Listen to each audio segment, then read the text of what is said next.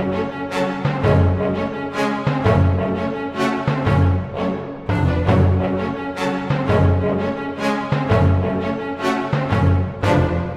we ran Nintendo. What is up, everybody, and welcome to episode 149 of If We Ran Nintendo. I am Bobby, the Nintendo Guru, joined by the greatest co-host in all the land, Mr. Sean Capri. Bobby, it's you, me, and Capri. How are you, my friend? I am well, thank you. I am very well. Isn't this nice? We're back to our thing. We're doing it. Let me start off. Let me just explain something to Todd Oxtra and Jason Lacey. Don't be throwing shade at us. We haven't even started the show yet. No, we started the and show. You're already... No, man. because you know what, man? It's time for me to step up. Okay, yeah, because I get crapped all over. I do. You know what, man? See? Jason Lacey, he exited himself because he couldn't do the episodes. But yet now, because we took care of business last week, it was up till 2 a.m.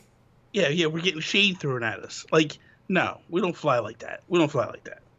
Shut your face, Todd Oxtra. How do we fly? I fly low. Fly with a P-wing. You do that too. I guess, whatever. I don't even know what that means. I don't know. How you doing, man? Well, I just feel silly now because I don't know what to. Normally, I'm the one talking smack, but you didn't even well, we barely had our greetings. A real man needed to step up this week. That's a real man. Well, I don't know what that makes me now, though. Well, look at know what thing, it makes you. You're like, look at this. We start this thing up, and we start the Patreon, and everything is amazing, and we're locked in together. We lock into this very serious money. They're getting out now, man. Yeah, so you're like, this is how we're really gonna treat you. This is how it really. The honeymoon is over. This is the reality of marriage. Honeymoon's over. I know. This is what happens. Yeah, I've seen it before. Any of you guys that aren't married yet, and you want to know what it's like, right here, what you're hearing now, this is marriage. Crap. This is why I'm divorced. This is marriage. Bobby and I have had like our little separations, and now we realize we really love each other. We didn't want to get a full on divorce. We just we're moving back in together.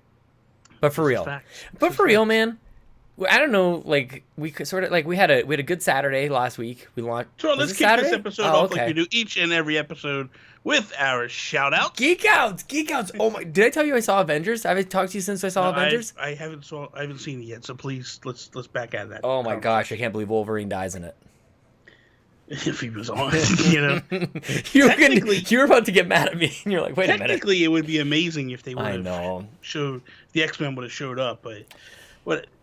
You know what? I got Geek Outs as well. There's a free comic book Saturday. Free comic book day is this weekend. That's true. It was actually yesterday, as people are hearing this, but yeah, I forgot about that. They got my tape Lincoln. I think what I'm going to do tomorrow is I'm going to go to a couple stores and do some amiibo card hunting for. Get out of here! Look at that. Yeah, man, I'm gonna go get some more of these things. I'm gonna do a live stream and open them all up. Very nice. Be pretty cool. Very nice. Can I tell you what I'm geeking out about? I think we're. Stop with the geek outs. No geek outs. What's the section? What's the segment called? Shout outs. Oh, right.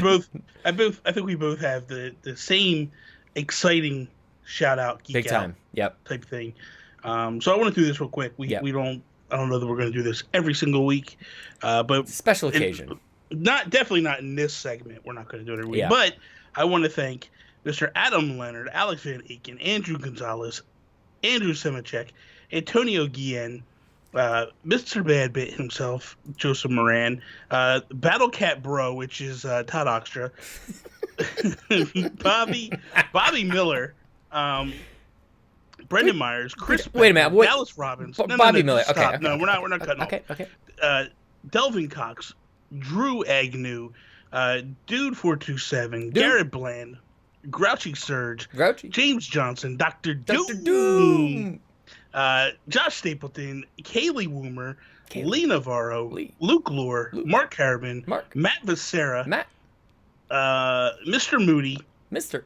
PSVG, Ray Osorio, Riboflavins, Tim Ingdorf. Tim. I apologize. I totally screwed your name up. Yeah, just keep going. But whatever. I love you. Timothy Ulf.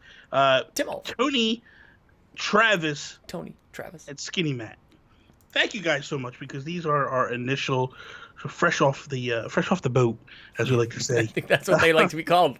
They are our first citizens of the Patreon world, and they have all come on. We announced Patreon last week, for those that don't know.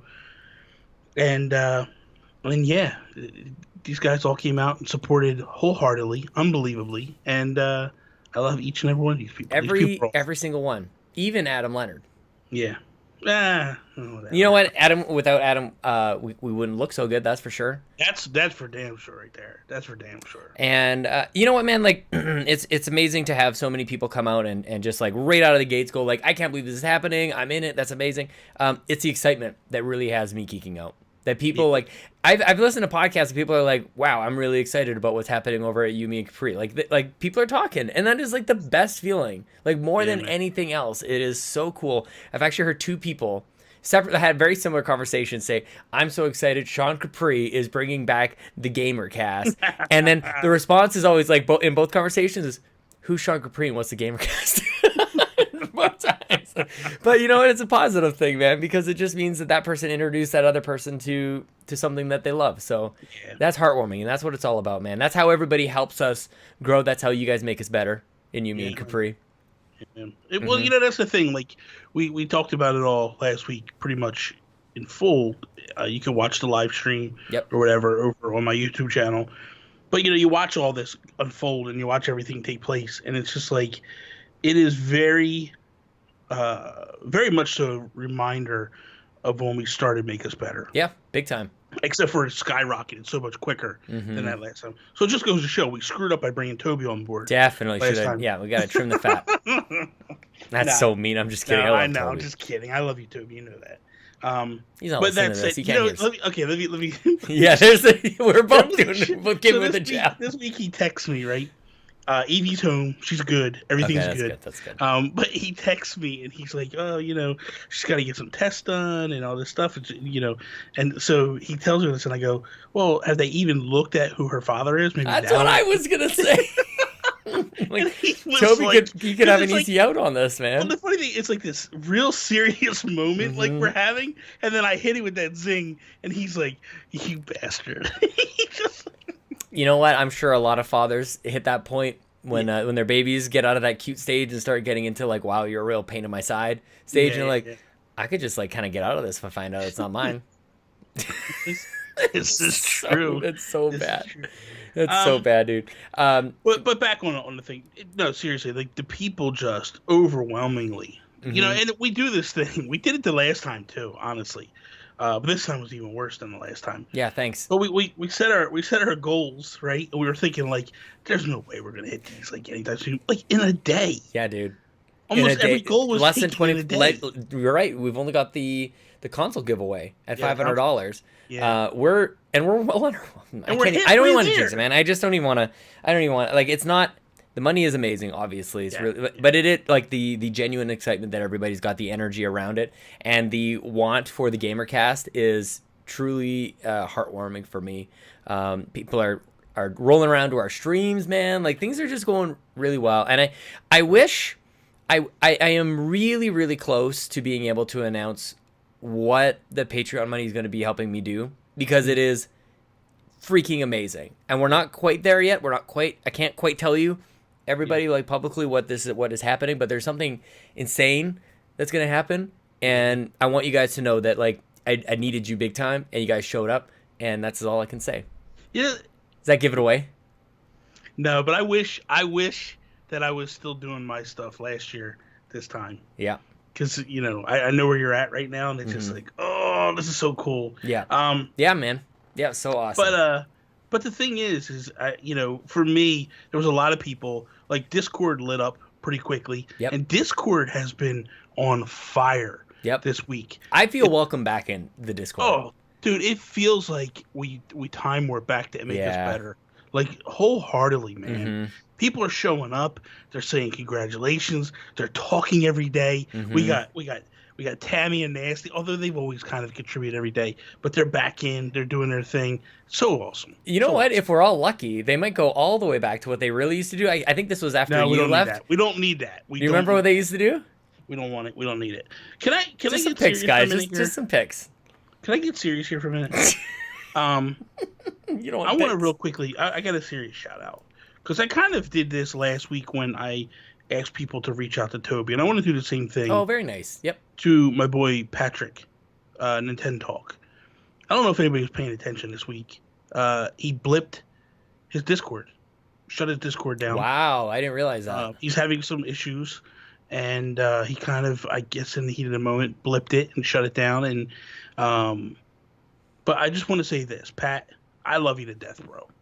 And if there is ever anything that you need from me, anything you want, anything, whatever, I am here 24/7. You know that. I've reached out to you personally and did this. But I would like everybody that's listening to this right now, just please go on Twitter, send a message at Nintendo Talk. Just say, hey, man, we're here for you. We love you. We hope that we hope that you keep your head up. Hope everything works out. And we hope you're back doing the thing you love and that we love that you do so quickly. So I want to jump on that, Bobby. I'm glad you said that. I want to jump on this a little bit because it speaks to a little bit of what happens in the content creator world. I think there's a lot of the weight of the world it feels like we're getting crushed by pressure or expectations of ourselves or whatever it is. We've all been there. Yeah. I know you've been there. I know I've been there. I know a lot of people have been there. And if all you need is somebody that has been there and you want to just like vent, that's what I'm here for, man. I won't even offer you a solution. Yeah. If you just want to go, like, tell me what's on your mind, I'm here. Yeah. Any of you guys, that's Pat and everybody. Doesn't matter. That's what we're here for. We're all friends. One other person that's kind of quasi blipped a little bit, but our boy Rybo, he's having some personal things too that he's working out and all that stuff. Well, because you guys keep attacking him about the farmer thing. Nah, please stop it. Seriously, I love you to death, Rybo, and you know I spoke to both of them privately, real briefly. Offered anything I could do for them. It means with Rybo I'd be nothing, and that's the truth. I love that guy. With Rybo you'd be nothing. Without Rybo I'd be nothing. And so there we go. Everything else, Sean, before we jump into our topics here? I don't know, man. I'm just feeling really good. I'm enjoying spending time with you. Did you listen to the Patreon podcast for patrons podcast? I don't know how to get it, bro. Anymore. What? I don't know how to get it. Oh man, Bobby. Can I listen to it? Sure you can. Yeah, of course you can get it. You go on, you log into the Patreon. On the right hand side, it says here's your RSS feed. Copy and paste that.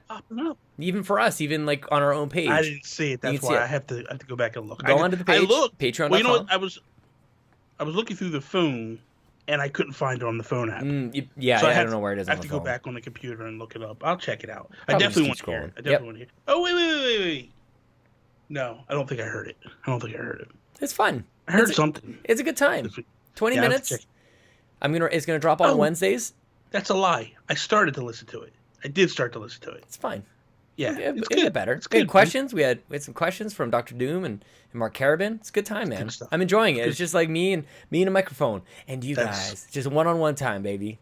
You're gonna regret letting me do that. I'm not. They might.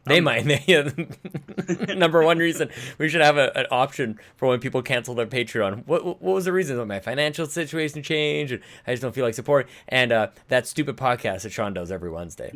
Yeah. Exactly. That's it. Okay, so if we ran Nintendo, would we go back to the classic consoles with either a Game Boy Classic or an N64 Classic, or would we move forward to something all new? We know that Nintendo did the N64 or the Super Nintendo 64. Yeah, the SNES 64. Stick with it. You got it. The NES 64. I had a brain fart there. But then PlayStation put their classic out. And there was rumors at the same time that Nintendo was going to put an N64 classic at the same time. PlayStation's bombed. Yeah. So bad. Started out at $100. You go to Best Buy, pick them up for $30 right now. Dude, they're bundling it in with PlayStations. That's crazy, dude. It's like buy a Pro and you also get this thing. Like that's where it's at. It's just like, embarrassing. Here, please take this thing. Please take this piece of garbage. So, my thing is, I've always been kind of vocal with this. Is I'm on the fence about an N64 Classic. Yeah. Because I feel like it would kind of be in the same issue that PlayStation's in. Big time. Where those polygonal games just don't hold up. The textures are rough. Not only that, dude, but like I started to get a sense of this with even the Super Nintendo, where like the bigger games, like the system is made to plug and play and just like satiate your little like I just want to play a little something something right now. NES was really good because it's like borderline arcade games, like those experiences are just like you have a couple rounds of hockey or whatever we were playing at your house, and like or was that a Switch Online, whatever. They're smaller games, so you started getting like things like Final Fantasy on the Super Nintendo, or what the heck was it? Secret of Evermore or Mana or whatever. Secret of Mana. Those are bigger games, and they only got bigger as the generations went along. Like you stopped, like the plug and play nature of those classic systems kind of fades away the further along you go. So no, you're right. You're right with that. That's kind of like, of course, the polygonal stuff. Like I think that's number one, but number two, it's just that the games aren't like. Nobody wants to sit and play for a 40-hour to 80-hour like JRPG, which is going to be what's totally loaded up on these things on 64 and beyond. So I think that's a bit of an issue, and I think PlayStation also showed how troubling it is to get those licenses down. And I think this is the same situation with the 64. I don't, as friendly as Microsoft is, I think that a lot of those rare games, I don't know, man. I wonder what that would take for Microsoft to play nice there. Well, I think it wouldn't take much. It takes some money. That's it. Like, they're already playing nice. But that's more than they've had to spend so far. Like, that's the thing. Like, these things, they just, like, they crap out. They spend little time and money on it. But they obviously spent more than PlayStation. Let's be real. Yeah. So my feeling is this. I feel like the Game Boy Classic is a no-brainer. I can't believe it's not happened already. Me too. I think that is one that, like, you basically put out the handheld, you put out the old brick, you put it out, you load it with 30, 40 games, and just lights out, move on. Yeah. I think that you could kill it with the Game Boy. I think that you could really, especially you put Pokemon on that thing, forget about it. It's like off and running, and it's never going to, like, it's going to be a freight train. But I feel like with the N64 one, I would not put out the N64 Classic. And the crazy thing is the collector in me is like, I want it. Yeah. But the gamer in me is like, I don't even want to touch the thing. I don't want it. I don't want to play it. It's just like whatever. Well, even the controllers they get a little bit unwieldy. Like they get too big as those console generations go on. I don't want we've been all kind of been downsizing since the Rock Band days, trying to get rid of all this plastic junk. And then if we have this system that requires 4 controllers for a lot of the games that have the most fun, then you're just right back to where you were with all these giant controllers sitting around again with all the cords and the cables and everything. So it gets a little tricky. I mean, for me, I would love to have like a little mini game N64 and a little mini GameCube sitting on the shelf. But for me, I just don't. You know what I mean? It's weird. It's one of those weird moments where it's just like I don't know what I want. You know what is next though? You know what? I don't know why. Maybe this is completely contradictory with what I'm saying. Is everybody knows the Retron 5 and everything, where you can actually plug in like the real games. Yeah. Like maybe that might be where Nintendo could go next. It's like a first party effort on an actual system that plays your actual games, and maybe revitalize or give spotlight attention to that market that Josh Stapleton knows all about. Well, my thing is I feel like you go with an N64 Classic, but you do it in the terms of this is coming to the eShop. And to steal something that the Nintendo dads were on a long time ago, I feel like it was the perfect idea. Exactly. Is you put a cartridge out. You put a cartridge out with the NES Classic. You put a cartridge out for the SNES Classic, preloaded, 20, 30 games, 40 games, whatever the classics are. I think the first one was 30, next one was 20, 21. And then you do one for the for the N64 as well, and be done with it and move on. I don't think that there's a reason to linger in this world. I don't know. It just, to me, it's not. And it's weird because if you did do an N64 Classic, right, and you put a cartridge out on the Switch, I would almost immediately say, like, put out a wireless N64 controller. Yeah, because the thing of it is, and maybe that is the answer. Because if you put out an N64 controller, because it would rival this, the Pro Controller. But I think that if you do that, then that would be the only way that I would want to touch a Mario game, is if I had that N64 controller. because I tried it with the Pro Controller when it came to the Wii U. Yeah. It was just not good. It was so hard to control. Let me throw this at you, Bobby, because I'm going to jump on the thing that you said at the very start, which is the polygonal games don't translate very well. Like, as we were trying to figure out what do we even want in 3D games, how do we make the 3D games, even Mario 64 can be a little tricky to get back to. Yeah. I don't want just a straight up like the other classic editions where I actually want a collection of remasters. Yeah. As it would be, I don't even know if you can call it a classic in that case, because it would be very different. It would be more than the pixel perfect or whatever visual enhancements. I'd want a collection of like Mario 64. Like, this is a place that you get like the better Mario 64 version until like maybe a year later, and then you release it on Switch. But like that is how you do the N64 classic, is 10 to 15 remastered games, and a lot of them have been done on a lot of those rare games have been remastered or redone or freshened up on the 360 at least. Yeah, I agree. And that actually gets me pretty hyped. I mean, I think it's only a matter of time, which is like a month and a half away, that they make the announcement that Rare Replay's coming. We know that there are rumors about that Forza mobile game coming. It'll come. That makes total sense. That makes a lot of sense. So much sense. So for me, I see these things, the writing on the wall. Ori and the Blind Forest definitely is coming over. Like, these games are hitting the Switch. It makes sense to me. And if you're going to do this, why not put the brakes on, pump the brakes, and go, man, we've seen Sony fall flat on their face. If we're going to do an N64 classic, let's remaster these games. And how amazing would it be if they were to put 15 brand new remastered games on there? It'd be sweet. Charge $100 for it. I'd pay it. Like, if I could play those games remastered, and maybe that's the answer. That's the answer for if we ran Nintendo is, yes, put out the N64 classic, but do a remaster version of it. Take all the games, remaster them, redo Mario 64, well, you could basically take the 3DS port over of Ocarina of Time, big time, and Majora's Mask. Put those games in. They're pretty good. Yep. Yeah, they're good. They're good, solid ports. And then playing with an actual controller, like, that's the thing. Like, you'd actually get the benefit of the old controller that you liked. So it's kind of like, even like both versions, the 3DS or the DS versions or 3DS versus the 64, they both had their pros and cons. And then you just kind of merge that together. Think about this, Bobby. Think of all the other different like add-ons. The 64, like, let's really explore the 64 a little bit, because it was very, very weird. And it was in a time when things were getting modular, where like, do we want discs? What's Sega doing over there with their Frankenstein monster over there? You had your RAM expansion pack. You had your memory expansion packs that got slid into the controllers. Could we do something there? You had your Rumble pack for the Star Fox, and you had your 64 DD.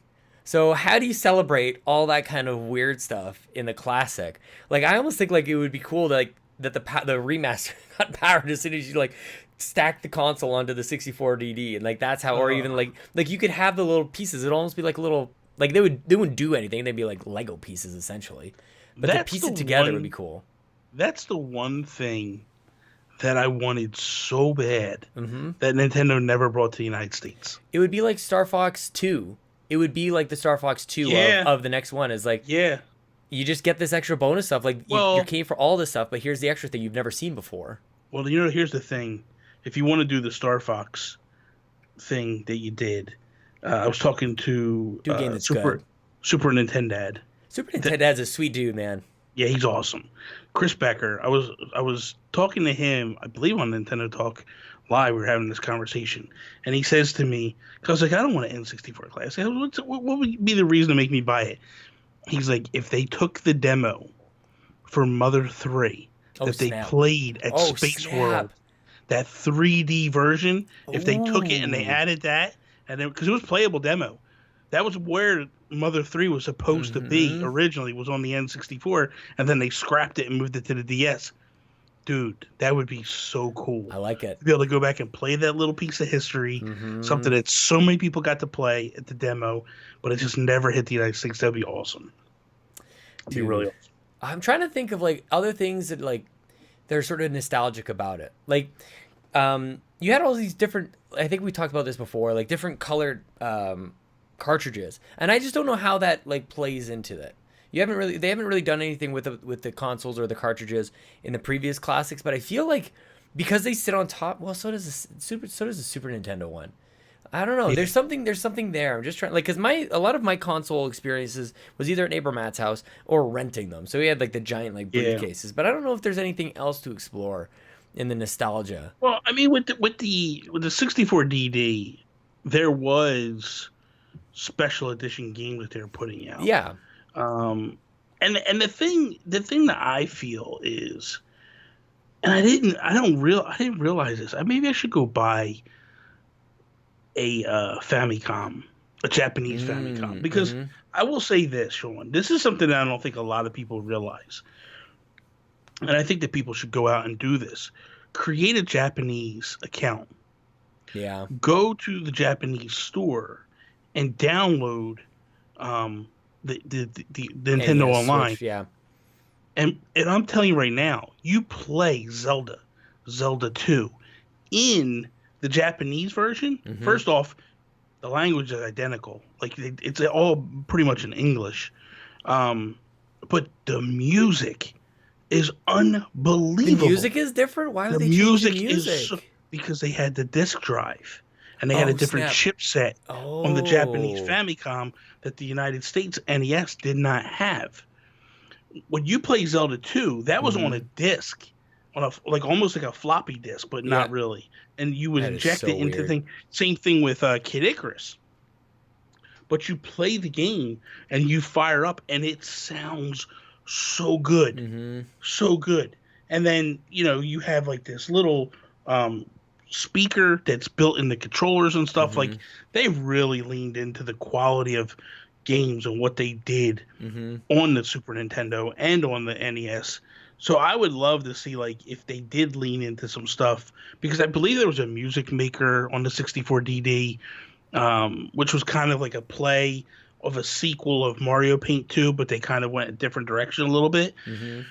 There's so much stuff that they did, and I would love to see them just go, okay, we are going to do the 64 DD, and I know they won't. Don't get me wrong. I know they would never do that, but I would love to see it. I feel like Nintendo sometimes undersells nostalgia. Sometimes they sometimes just make weird choices sometimes. Well, yeah, because they take it to that step, but then they stop. Yep. And it's like they don't. It's almost like, man, do you know how many people would buy a 64 DD attachment to their NES or N64 so Classic? Much mystery about it. It's not even nostalgia. It's just like this. Oh man, I remember hearing all these rumors and very few people have even seen one. Yeah. Like, they sort of like maybe can think about like what it looks like in their minds, but like they don't really know. You have to imagine that like the little port on the bottom of the system. Yeah. You go, like, I think I remember that. Like, I remember it. Of course, like you have to actively think about that. You have to actively think about like flipping the thing over and like, what the hell is this? It was funny because I remember when that thing came out, and again, Nintendo Power is announcing that, hey, there's a possibility of this thing being used, and it's supposed to be something. And I was just like, what? I know. And then they were talking about like this 64 DD, and I'm like, what the heck is this? And it launches in Japan, and like I said, it's the one thing. There's a couple of holy grails that Nintendo has out there that I really, really want, and if I can ever get to Japan, which is going to happen. It's definitely going to happen. Build your boat, Bobby.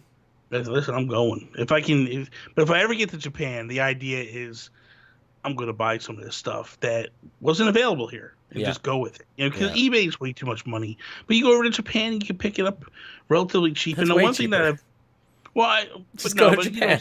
I know what you mean. mean. The thing of it is like the one thing that I've learned is that the Japanese people just take super good care of their consoles and all that stuff. Like, I've got Japanese editions of Mother 2 and Mother 3, complete inbox, perfect.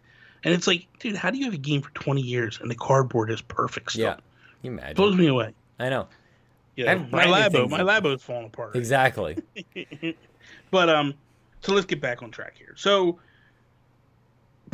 let's explore a little bit here with the Game Boy, though. And I know that you would love to have all the attachments and stuff to the Game Boy and all that stupid stuff. But I think that the Game Boy, to me, is definitely the no-brainer of the two. Mm-hmm. I think that's the one that I'm shocked it hasn't come already. And B, if I'm running Nintendo, I'm like, it's coming out this Christmas. I'm not even blinking an eye at it because it just doesn't make any sense to me. The thing Why? is, the thing about the Game Boy one, probably more so than any of the others, although this would apply for all of them. And for everybody wanting Virtual Console, can you just like withhold your rage for a second? Yeah. The Game Boy Classic would make an absolutely perfect device to connect to the internet and have a dedicated like app store. You get 30 games or whatever, and you launch on there. But like, I don't know, maybe this is just like my bias because like the Game Boy was like it was very close to my heart. I absolutely adored my Game Boy. I played the crap out of that thing. Everywhere I could go, my bedroom, if we were going for a 20-minute drive or whatever, I always had my Game Boy on me, man. And all I can think about when considering the Game Boy Classic is, I don't want just 20 games. I don't want just 30 games. I want all the games. When I go into like a retro game store and you got all like the cabinets for Super Nintendo and NES or whatever, and then I go over to the Game Boy section, and that stuff is endless. There are like shelves after shelves after shelves of just like, I don't even know what the number is. Infinity games. There was a lot of games. There was tons of games, man. Real quick, a little side tangent here. Did you see the Capcom Classic? Yeah, I did. It's ridiculous. It's ridiculous. It's going to be probably a couple $100. It is a couple $100, and it's like a dozen games or something. It's not even like, and maybe one Street Fighter game. It's arcade ports, is what it is. Yeah. I like it and I don't. I mean, it's one of those things like when you see it, I go, okay, this is kind of cool. You're leaning into your arcade games, which they had fantastic arcade games. Mm-hmm. But I was saying to, I think I was talking to Miguel one day, and I'm like, I like the idea here. I like what they're doing. But really, are the games that much better than what I can already buy on the in the eShop right now? Mm-hmm. Like I could buy a Street Fighter collection. Are the games that they're going to put out on this stick better than that? It's just kind of curious to me. No, it's a waste. I mean, that's another example of like doing it wrong. Yeah. And maybe that's a lesson to be learned, is that if you kind of get up too far up your own butthole, if you know what I'm saying. Yeah. Then maybe that's a bit of a turnoff. And cost is obviously a big thing. It's got to be an impulse. It still has to be an impulse purchase. You don't want people thinking too much about this. No. Because none of us really play it. Well, the other thing too, I don't. I never. Nobody plays it, so I played it when I first got it, and it just sits on the shelf. It's on the shelf. Maybe everything I'm saying is just like thrown out the window. Well, here's the thing. I just want it to be good. Well, here's the thing. It shows the power of Nintendo. Yeah. And what I mean by that is, Sony put one out. It flopped. Mm-hmm. Neo Geo put one out. It didn't do that well. Yeah. I think the Sega one's gonna do. I think it's gonna do well. I don't think it's going to do well, man. I mean, for Sega, I'm saying. Well, sell one and it's well for Sega. Exactly. You know, come on. Like, they got to worry about a movie right now. They oh, can't my deal gosh, with it. man. They think of train wrecks coming all over the place. Oh, my gosh. Do you want to... Are you going to talk about that somewhere else? Or do you want to talk about the change that they're going to make? I don't care about Did you see... Okay. All right. I could care less about Sega. You know I hate Sonic. It's the worst game in the world. There's a larger conversation we had. It's just so stupid. Yeah. Whatever. Sorry, I don't mean to upset you. Let's get your blood pressure back down. Now I'm getting mad, dude. This is something Pat would do. This is something Pat would do to me, get me all riled up. Because you know what, man? First off, the character looks like garbage, right? It's not a good game. It's not a good character. I don't know where people in this world act like Sonic is the second coming of Christ. He'll never be an Italian plumber. He'll never be in the Mushroom Kingdom. He'll never be amazing. But whatever. We'll digress. We'll back off of this. The character looks like trash.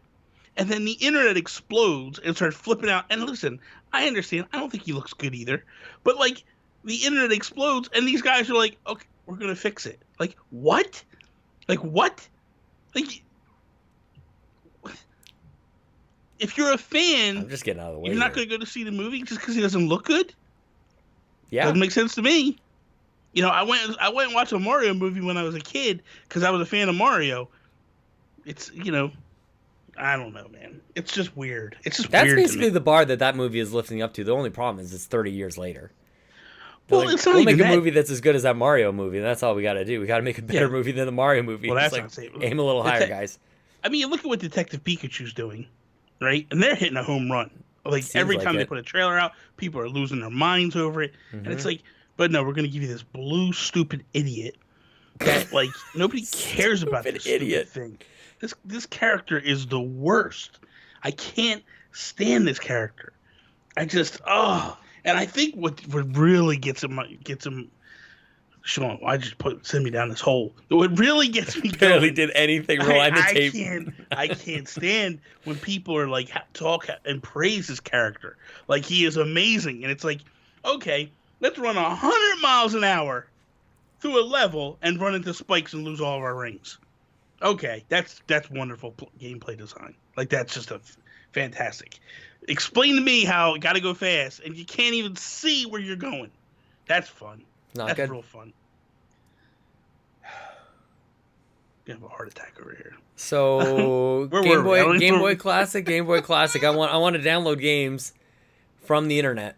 I want to expand my library. I want that thing to an expandable library. I think it makes sense that it would look like a mobile device. That's the thing. Yeah. Is it looks like a phone. Yeah. The only problem is, does that start to kill into what your main mojo is, which is your Switch? Yeah.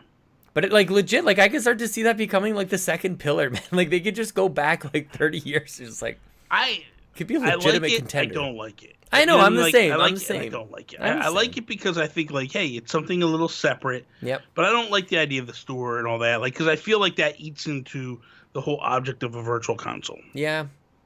I'm more a fan of here's 30 games prepackaged in, go, have a good time, go. Well, that's what it would start with. It would just be you could expand upon it. I know what you would. I don't want it to expand. I just want it to just be there and just stop. Like I want people to go, hey, I want more. Oh, by the way, the more is on my Nintendo Switch. Mm-hmm. I'm gonna go buy the Switch. Like at the end of the day, everything is to drive sales of the Switch. I mean, but the Game Boy is complicated, man, because you got your color, you got your you got all these different versions afterwards. That like, how do you reconcile that? Like that's where the expansive library comes in. I would put out multiple. I would put out multiple Game Boy classics. Oh my gosh, you're a monster. I would do the brick. That would be the original, and that would be the first year. Year 2, we go Game Boy Color. Oh my gosh. And I would offer a couple of different colors. That's the thing, is all the different colors for all these versions. People buy multiple ones, right? And then the next year I do Game Boy Advance. And then I would stop. I would stop at Game Boy Advance. I would not go to DS and 3, you know what I mean? Like, well, by then, who knows, man? We're not that far removed from them. They're not retro consoles at this point. So I don't know. That's where that's when we're gonna be really old when that happens. When DS is retro. Ooh. It's gonna happen one day. Oh, please. Hopefully. God. I mean, God willing. I mean, I'm only a couple years from death, so I'm not worried about it. Okay, right, let's jump into our second topic. So, the second topic of If We Ran Nintendo is, if we ran Nintendo, how would we stay relevant with Xbox, PlayStation, and their talks about going into the next gen? There's been a lot of talk, though, this week, Sean, that Nintendo has added something to the latest update, which makes the games play better. Yeah, man. Which kind of confuses the hell out of me. Mm-hmm. Like, I don't understand. Here's the thing with Nintendo, and I'm not understanding with the Switch at all. So, there's a couple of things that when they announced the Switch, they were like, this is what it is. This is the console. Here it is. And then if you remember, back when Breath of the Wild launched, one of the biggest things coming out of E3 was the lag when you got to grassy areas. When I got my Switch, I would go to grassy areas and it would lag out. 2 weeks after launch, Nintendo puts a patch out and completely fixes the lag. Mm-hmm. Because they were saying it was something based off of the Wi-Fi. They also told us that if I wanted to play games like Doom and Wolfenstein and such, that I had to take a hit on graphics and quality. Mm-hmm. And that doesn't seem to be the case right now. Hellblade looks unbelievable. Mm-hmm. Mortal Kombat looks pretty damn good. You know what I mean? So it's like, this hit that people thought isn't as bad as it is. And now Nintendo puts out an update that actually improves the quality of the gameplay. Yeah. And it's just blowing my mind to think that this thing can get updates and fix major issues with the console. I mean, you think about it. Like, Xbox had to go out and create a brand new console in order to just get it to the point where they can run 1080p. They struggled with the original Xbox One to get it. They couldn't get above 900. That was a struggle to get it 960 frames. Now they put out the X. They can run 1080p, 60 frames, no problems. It blows me away to think that this is what Nintendo can do. Is just like, we're going to flip a switch today. We're going to put an update out. And guess what? By the way, it's going to fix things. Yeah. It's crazy. So that said, for me, what Nintendo needs to do to stay relevant is update. Like, I feel like they have the perfect console. I feel like, I don't care what anybody says to me, this idea of mobile, handheld, home play, whatever you want to do, like I can play at home, I can take it on the go, it is the perfect console. Hands down. Like, they killed it with this concept. And by the way, it helps them overall sales because of the fact of Japan is a mobile market, United States and North America is a home console market, and they bang both drums and it goes. So I feel like what they've done with the console itself, per se, don't tinker with it. Yeah. But if you want to stay relevant, you want to stay within the generational thing, you need to upgrade. You need to do somewhat significant upgrades. But I don't feel like they need to do that drastic of an update or an upgrade, because you look at what they're able to accomplish right now. And they weren't supposed to be able to accomplish this. Yeah. What they're accomplishing. So I don't know what's in your head. Well, I start to think about just like the hype train that's sort of getting built up here, and the Switch it came out of the gates underpowered relative to the others. Now I totally agree with everything you're saying. Like, I am shocked beyond belief, like all the different games that are on there. But there's still games missing. There's still big games that are missing on there. The Call of Duties, the Destinies, the Divisions, like the big, like giant games that live on forever are not on Switch. And that's just not a knock. It's just the way that it is. So with new consoles coming out, and with PlayStation being in all the news, and Mark Cerny talking about all the gigabits and the teraflops and the solid states and whatever, the conversation is about to shift. The conversation is about to change. And I sort of like, so I think, and I don't mean this to be like a Debbie Downer or a doomsday type of person, and I'm glad that we have sort of like both ends of the spectrum, because I agree with you. You presented a case of everything is super positive. They came out with a great console. It is, for many people, very perfect. But Nintendo is about to get squashed in terms of the power. Like, they were comparable with the Switch to the PS4 and to the Xbox One. It's not even going to be close when these new consoles come out. And that's going to be a bit of a problem, because people are going to get very, very excited. And people move a lot more than you like to imagine. People go from Xbox to PlayStation to Nintendo, like wherever. People don't care. They just want to go where it's cool and it's exciting and where other gamers are. So I'm worried. The reason I wanted to talk to you about this is because I'm a little worried that with the Switch being what it is, and who knows how people feel about this year, if you think that 2019 is a strong year for first-party lineup, if Animal Crossing and Pokemon do it for you, then great. If not, I'm not sure what else you're looking forward to.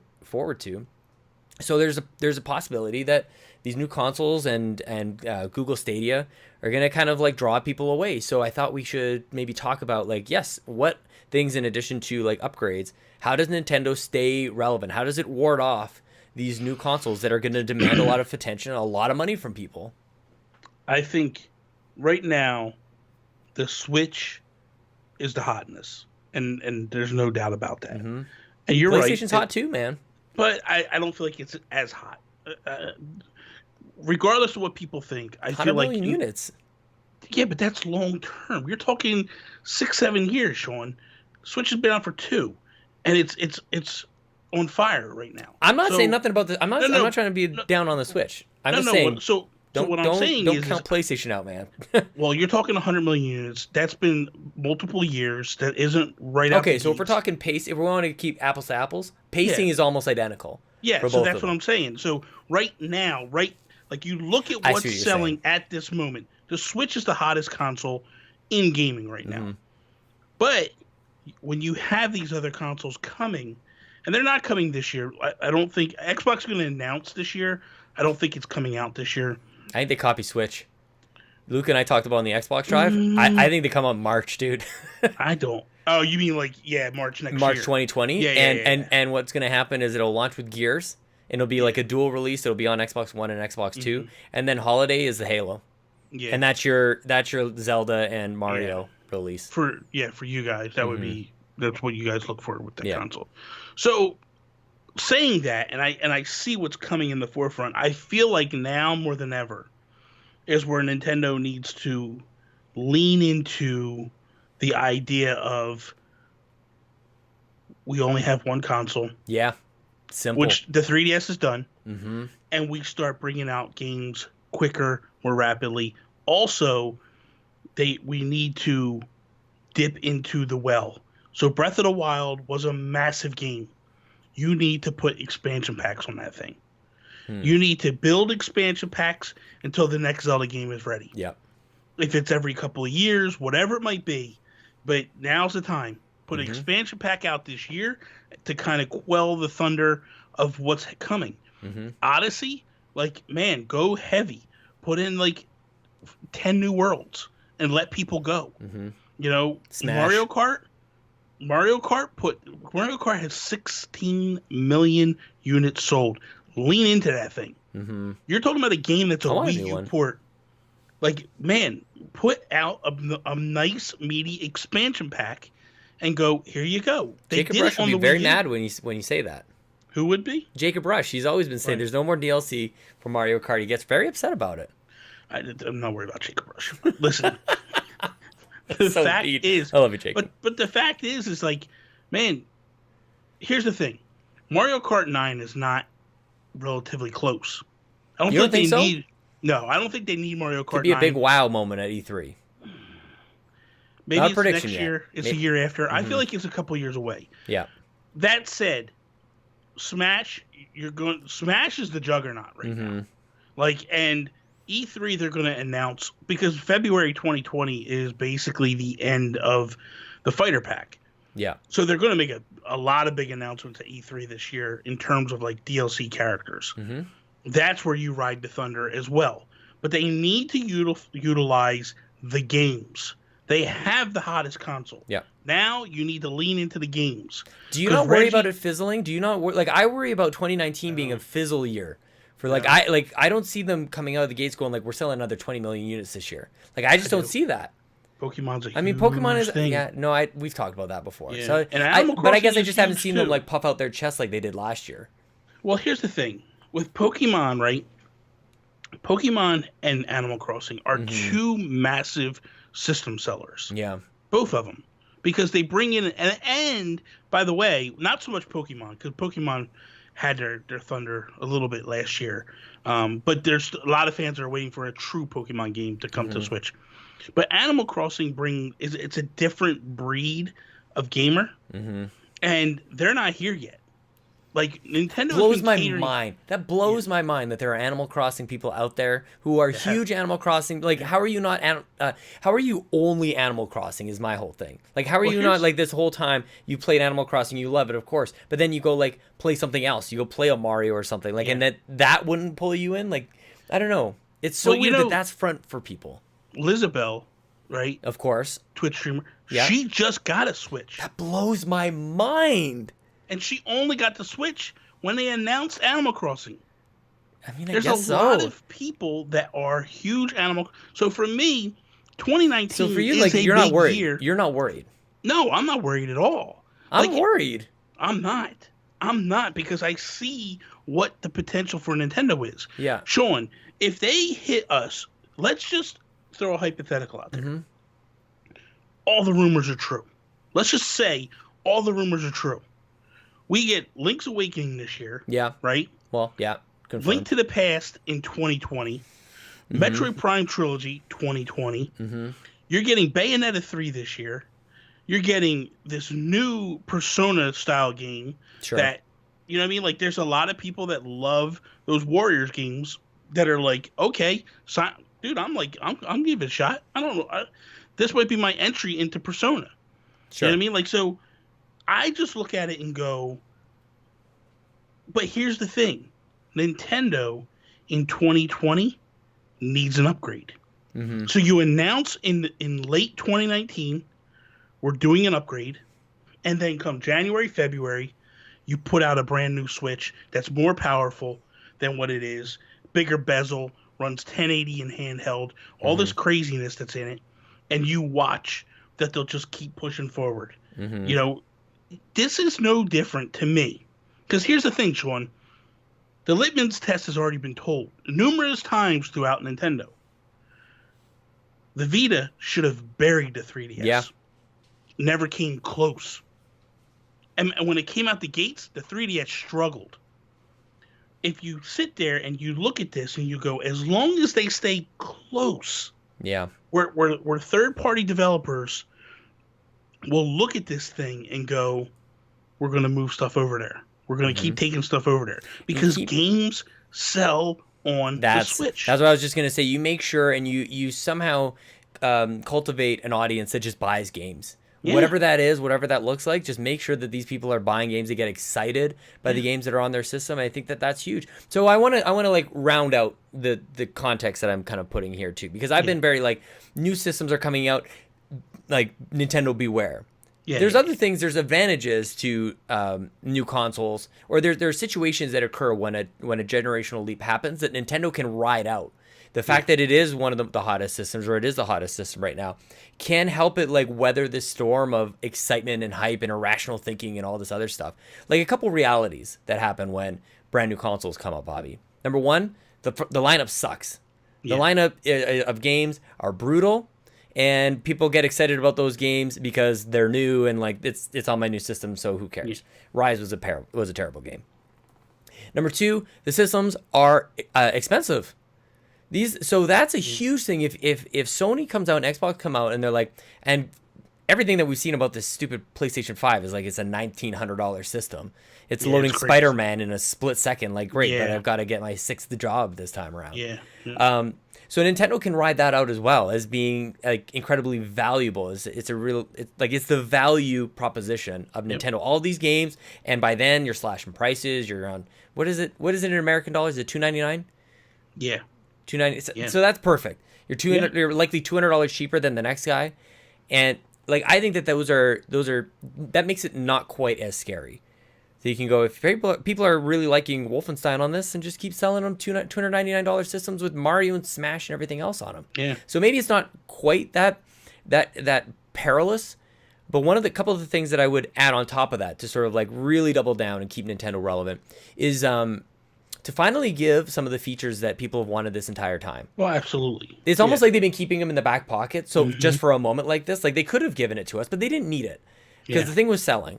There's going to come a time where they're going to need that little extra push, and it can be games. The name of the game is the game, of course. Yeah. But Virtual Console can be added at that right time. I feel like that is a ace in the hole. Yeah. They just, you know what? You guys are all excited about this? Virtual Console. And they do it right, and they've been taking this whole time to perfect it. I think that would be an absolutely, between that and like voice chat, that's how you take the Switch back up, and everybody it's just enough to keep people from really crapping on it. Like people like gamers are likely to do anytime that there's a side-by-side comparison, which is really what's generating my worry. Is that you're going to have like this is possible on the PS5 and it's not even possible on the Switch. Well, yeah, who cares? Like a Virtual Console or whatever. Well, like there's always going to be those things. But you have to remember too, we do have the rumors of an upgrade. So the latest rumor, I'm on top of that. I mean, on top of that. Yeah, no, but I'm saying the latest rumor was we were going to get two models. We were going to get the cost-friendly, child-friendly version. There is a rumor that the two are getting separated in time frame. They were supposed to launch at the same time. And then the rumor was Nintendo pumped the brakes because they want to retool it, the more powerful one, the Pro one. Which, if that's the case, that's because these other consoles are coming and they're saying we need to keep the gap somewhat close. They don't need to be on top of it. They just need to be close. Yep. And the thing of it is if the Switch was not as powerful and doing as well as it is, you wouldn't see Xbox teaming up with them, working together, doing all this stuff. They see value in what Nintendo's doing, and they want a piece of that. Because I feel like as we move forward, one thing that's going to hurt Xbox is the fact that they're playing this thing where they're putting games multiple places. And there's a lot of people, and you guys fight it all the time when you have conversations where people are just like, hey, I don't need to buy an Xbox. I can just get a PC. I can get this. I can get that. And it hurts Xbox ultimately. And especially now, like, oh, I don't need to get an Xbox. Let's get a Switch. Cuphead came to the Switch. Forza's coming to the Switch. You know, when you hear stuff like that, it's like, well, I really don't. Eventually, the games will come to the Switch, so I'll just wait for them. So, as good as it is that Xbox has their exclusives, the fact that they move them to Switch so quickly, not so quickly, but the fact that they're moving them to Switch kind of, I feel like, hurts them a little bit. Obviously, the big games aren't ever going to come, but, you know, what if they were to, you know, keep the partner and keep moving forward? Who knows? But I feel like there's some good stuff that Nintendo's doing. I agree with what you're saying. If they put like a microphone jack in their Pro controllers, oh my gosh, you know, if they did these things that gamers want, if they unlocked and if they basically opened up and they're like, hey, achievement time, here we go. Yeah, you know, there's things that they can do, I think, to ward off. And one final thing before we wrap up here, one thing that Nintendo has beautifully done with the Switch is when the talk shifts off of them, they just drop a piece of news and everything comes right back to them. Yeah, I'm shocked we didn't even talk about directs or anything like that. Or like I was going to talk about indies, like in lieu of anything else, indies save the day. And Nintendo cannot let go of its strong relationship with the indie community, indie developer community, and the people who buy indie games. That is the system, and you don't walk away from that. That was one thing that the Vita had going really well for it as well. Like, people were buying games on Vita, like those small games, and so if somehow they're able to do both, that's the magical thing. You played Messenger and Hyper Light Drifter and all these other Dead Cells, and then you also got like Zelda. That's, to your point of it being a perfect system, I think that's probably one of the better encapsulations of that, because you want that on the go, you want that on the train. So that is all. But for some people. So we're gonna basically end the show now. For those that are listening on iTunes and all that other stuff. But if you're a Patreon subscriber, we have a special third topic coming to you this week that is an exclusive to the Patreon, but let's end it as we are. So that is all. Thank you guys for listening to another episode of If We Ran Nintendo. If you want to see more that we do and follow Sean and I, check Sean out over on Twitter. Sean Capri, Sean like Connery, Capri like the pants.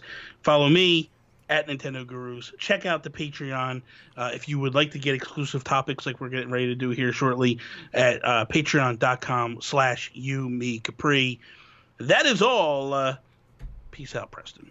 Bye. Just $1 in the tip jar, everybody. Have some fun and play video games. Okay. Or whatever the crap Toby says. Yeah, exactly. Whatever garbage he says.